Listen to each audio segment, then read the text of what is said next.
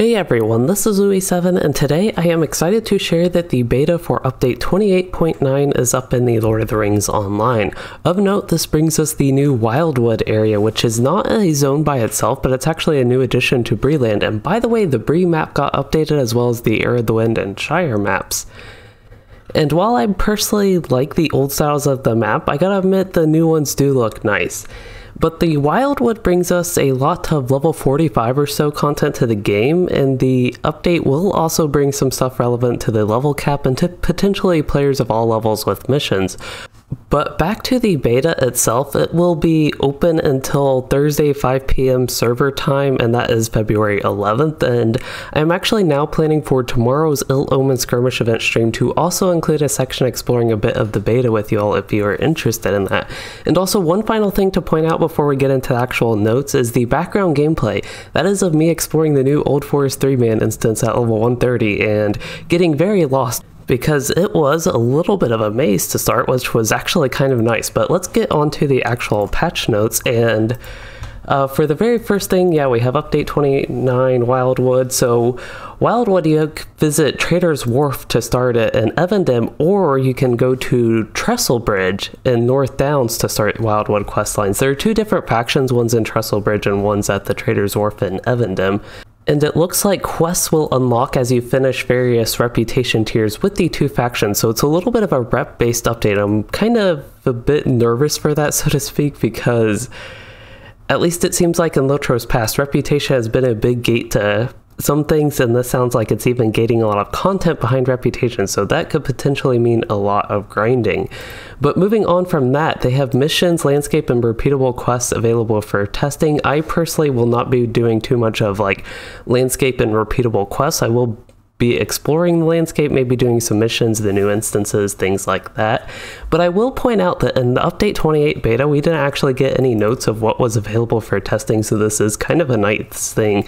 But it looks like quests will have a challenge level of 45, as I mentioned, and you might see throughout some of the clips if I have to have extra gameplay. Some of the mobs are like 45, 46, so around there. Not exactly level 50, which was a bit of a surprise to me. I assumed minimum level 45, and then the mobs themselves would actually be level 50 in the zone itself, even though it's not a zone. But back to the notes here, there are also Wildwood deeds, but they're in the Breeland tab, because as I mentioned, Wildwood is a part of Breeland now. And one important thing is, if you do look at the beta or see anything, is the itemization is mostly going to be placeholders for any of the barter, mission barters, and instances, so they are not finished with that, and it sounds like it will likely change. And I will actually point out, when I ran the 3-man instance, you all might see I looted like an MLAD sigil. I forgot the exact name, but that was a Minas Morgul item currency, and it wasn't something of like the new Wildwood, one of those factions, so that was a little bit odd, so I'm assuming that's part of the placeholder. And then moving on, we have the instances, and the instance, the very first thing they have here in the notes is a little bit weird to me. So there are intro quests for the instances. They begin with Aragorn and Rivendell after completing Book 13, Chapter 10, A Triumphant Return, and I believe this has to do with the Foreshell portion of the book quest. So if you have not completed those on your character, maybe a lot higher level, you won't get intro quests for these instances, it sounds like. And it also says Hob Hayward at the Buckland Gate can start the instances, so I really don't know what the deal is with those. We'll have to find that out later, but I was able to freely boot up the instances and run them without exploring anything or doing any prerequisites or intro quests of note. So that could just be something in the beta, but I wanted to let you all know to be thorough. But anyway, as far as the instances go, there's Agaroth, the Narrow Delve. That one I believe is in actually Foreshell, and it has to do with Angmar. But then the one you see in the background is Woe of the Willow, which is a new instance in the Old Forest, which is quite exciting to have an actual instance in that very dangerous and spooky and apparently confusing and mazy place. And then there's also going to be a new boss from the vaults. We have Naruhel, the Red Maid, who is from, if I remember correctly, Gartha Garwin, so that could be quite exciting to have that fight be, like, difficult again.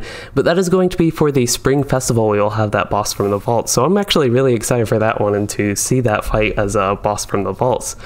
But that is all the highlighted stuff for the Wildwood. We do have some other changes. There are some clash changes that I want to get to next, and there is the Mischievous Glee Healing Legacy. That has been fixed for the Burglar, and the healing bonus values have been adjusted to properly reflect the implementation.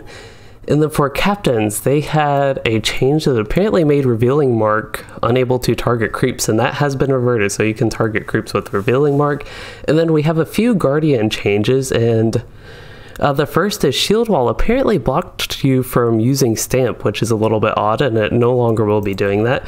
They also fixed a placeholder text issue for the bolster characteristic, and then they also added a tooltip to Warrior's Fortitude, the traits on that from the separate trees, noting that they do not stack. And this is actually something I ran into my Guardian.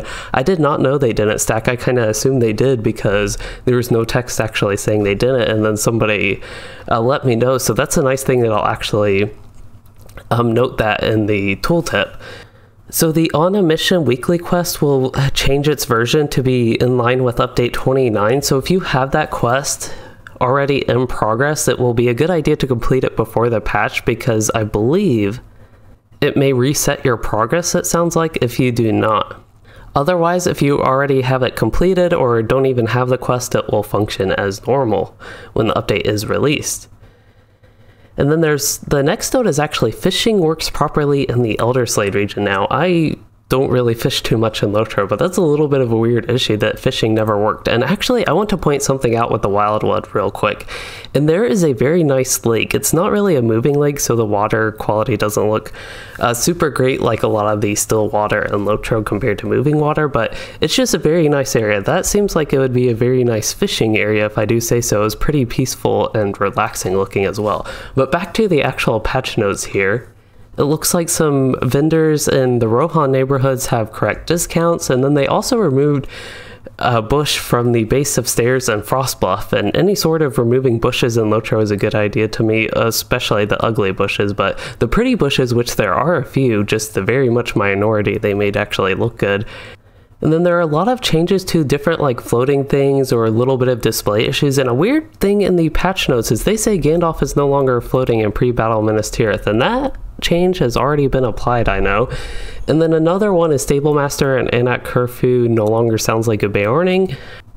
Usually Beornings make a little bit of interesting noises, so that may be a bit sad to see. Gone. And then the final one I have here in Quests and Adventures area is Thrym Redbeard. He grew taller in the Throne of the Dread tier. It was kind of funny thing I saw about that, but it looks like he will be on normal height and they will actually shrink him down to his proper size. Moving on to the next section, we actually already covered the housing with the vendors, the vendor discounts actually being applied to those vendors in the Rohan housing neighborhood. And then it looks like there are a couple item changes. So cosmetic pet Hjorns now have a more appropriate set of sounds while moving. I do not have a cosmetic pet Hjorn, but I am actually interested to hear what they have before this change. And it looks like you can also use your hobby horse mounts in even more areas of Middle-earth. I don't really know the limitation on what that was, but now you can use it more. And finally, they have a couple monster player changes planned, and it looks like a couple to war leaders on your feet. On your feet has been reverted to a non-fellowship effect, and then quitters never win changed to a fellowship effect. Sounds very similar to something I read in whatever update it was recently, probably 28.3.1 or something like that. There was something very similar to that. And then also for the Defiler, Slick Flesh has been changed to a fellowship effect. They have also fixed some stretched textures in the Etten Moors and removed some line of sight breaks on barriers near Graham's Foot to prevent Freeps avoiding the ranged NPCs. That would definitely be horrible if they did avoid the ranged NPCs. And then finally, we have two miscellaneous changes, and these are actually kind of exciting ones at the end here.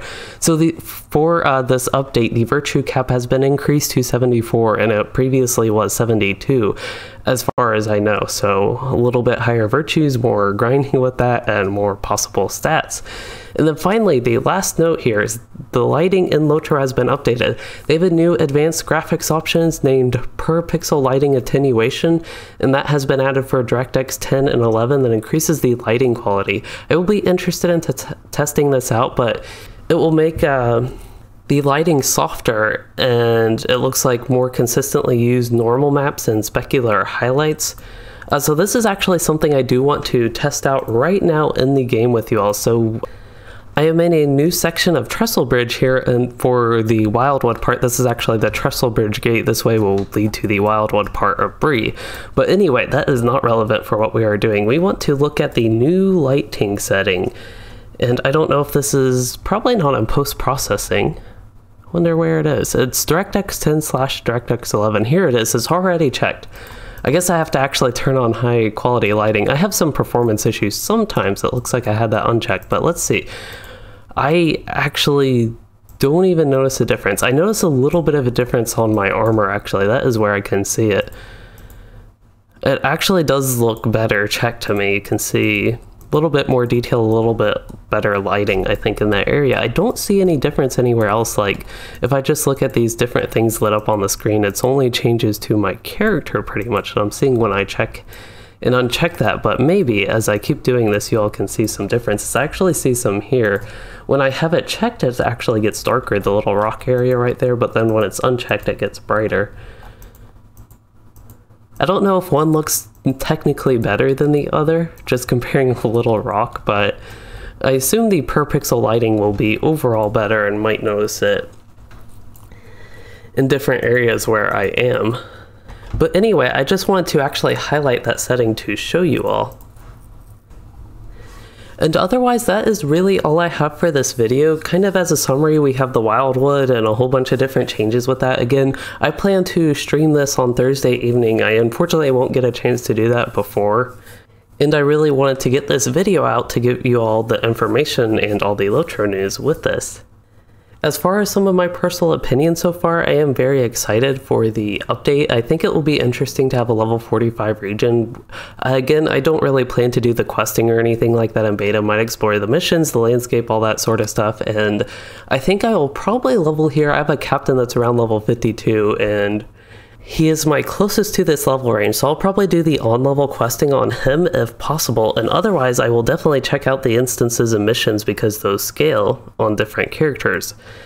But yeah, that is pretty much all I have for this video.